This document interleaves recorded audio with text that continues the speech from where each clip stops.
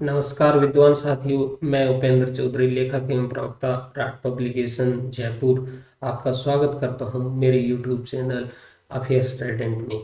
दोस्तों, आज है 12 सितंबर 2021 और आज के कुछ महत्वपूर्ण समसामयिक प्रश्न इस प्रकार है। पहला प्रश्न देखिए, आई रास्ते पायलट प्रोजेक्ट की शुरुआत भारत के किस शहर में की गई है? आपके ऑप्शन है मुंबई, दिल्ली, नागपुर, चेन्नई। तो इसका सही उत्तर है दोस्तों नागपुर। अब आप थोड़ा सा ये ध्यान दीजिए कि जो केंद्रीय मंत्री हैं, सड़क एवं परिवहन राजमार्ग मंत्री हैं नितिन गडकरी, और नितिन गडकरी जी हैं नागपुर से।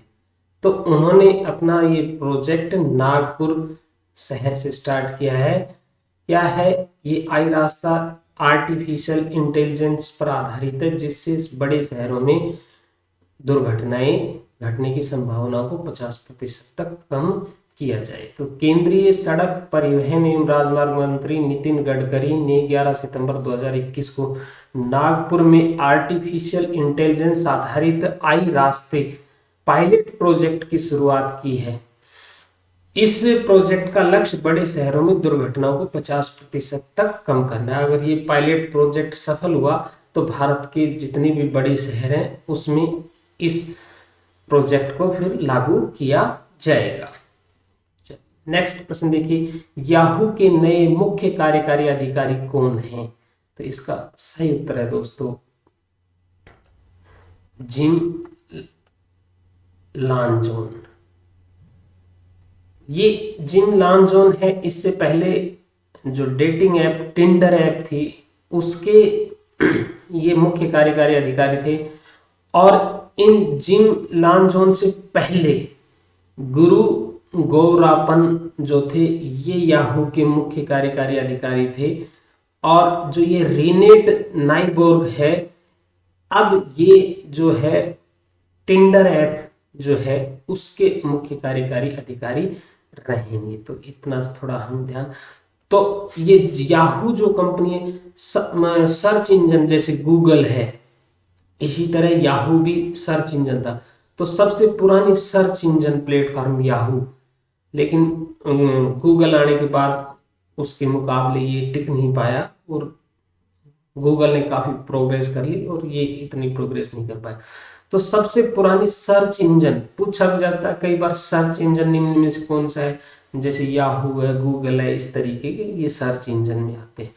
तो सबसे पुरानी सर्च इंजन प्लेटफॉर्म याहू के नए मुख्य कार्यकारी अधिकारी जिम लांजोन की नियुक्ति हुई है। जिम इससे पूर्व डेटिंग ऐप टिंडर के मुख्य कार्यकारी अधिकारी थे।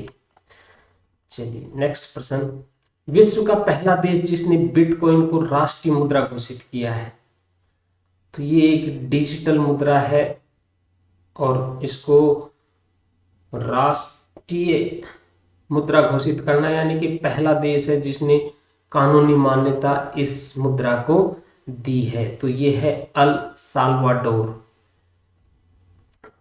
अब बिटकॉइन के बारे में थोड़ा सा देख लेते हैं कि बिटकॉइन एक विकेंद्रीकृत डिजिटल मुद्रा है।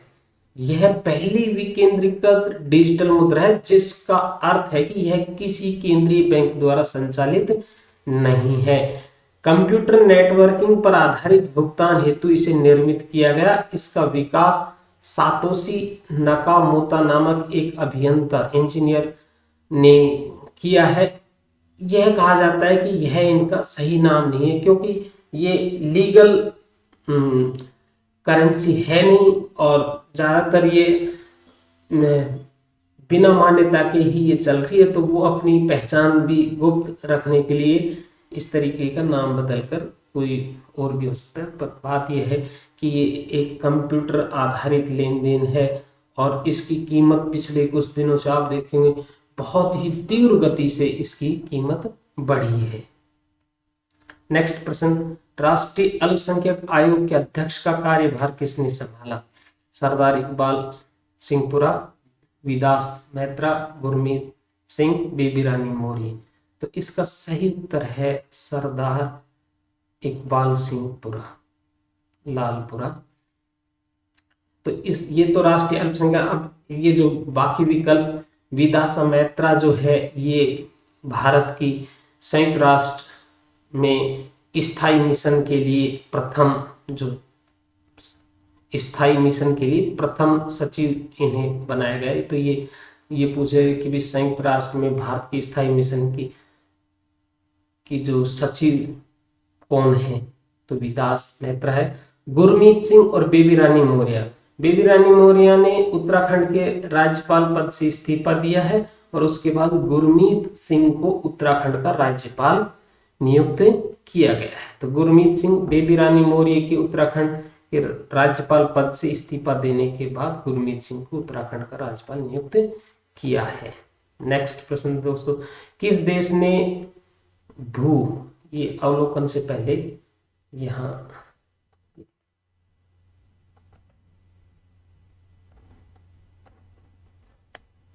भू अवलोकन, भू यानी कि पृथ्वी अवलोकन उपग्रह भी इसे कह सकते हैं। भू अवलोकन उपग्रह GAOFEN 502 का सफल लॉन्च किया है। तो इसका सही उत्तर है दोस्तों चीन ने किया है। ये भारत ने भी भू अवलोकन उपग्रह का कुछ दिन पहले किया था, लेकिन क्रायोजेनिक इंजन में खराबी आने के कारण वह लॉन्च सफल नहीं हो पाया था। तो ठीक है दोस्तों, इसी प्रकार हमारे साथ बने रहिए और करंट जी की तैयार करते रहिए। हमारे चैनल को सब्सक्राइब करिए, शेयर करिए। धन्यवाद।